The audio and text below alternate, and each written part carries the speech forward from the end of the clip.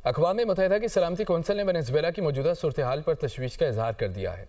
Secretary general Antonio Guterres ने अमरीकी कार्रवाई को आलमी कवानीन के खिलाफ करारदाद दे दिया है। अक़वाम मुत्तहिदा के सलामती काउंसिल के हंगामी इजलास में वेनेज़ुएला की मौजूदा सूरत हाल पर बहस हुई। सेक्रेटरी जनरल एंटोनियो गुतेरेस ने वेनेज़ुएला के खिलाफ अमरीकी कार्रवाई को आलमी कवानीन के खिलाफ करार दे दिया। इजलास के दौरान डेप्यूटी सेक्रेटरी जनरल ने एंटोनियो गुतेरेस का बयान पढ़कर सुनाया। सेक्रेटरी जनरल यूएन ने कहा कि अक़वाम मुत्तहिदा के चार्टर में किसी रियासत की सालमियत या आज़ादी के खिलाफ ताकत या धमकी पर पाबंदी है। वेनेज़ुएला के पड़ोसी ममालिक और आलमी बरादरी यकजहती और पुरअमन बकाए बाहमी के असूलों के तहत किरदार अदा करें। वेनेज़ुएला के अवाम को पुरअमन हल की तरफ ले जाने वाली तमाम कोशिशों का खैर मकदम और हिमायत का इआदा भी किया। इजलास में चीन के नुमाइंदा ने वेनेज़ुएला में अमरीकी कार्रवाई की मजम्मत करते हुए कहा कि सदर मादुरो को जबरदस्ती गिरफ्तार किया गया। अमरीका को वेनेज़ुएला का इंतजाम नहीं संभालना चाहिए। रूस के नुमाइंदे ने कहा कि वेनेज़ुएला में अमरीकी कार्रवाई आलमी कवानीन की खिलाफ वर्जी है। अमरीका वेनेज़ुएला के सदर और उनकी अहलिया को रिहा करे।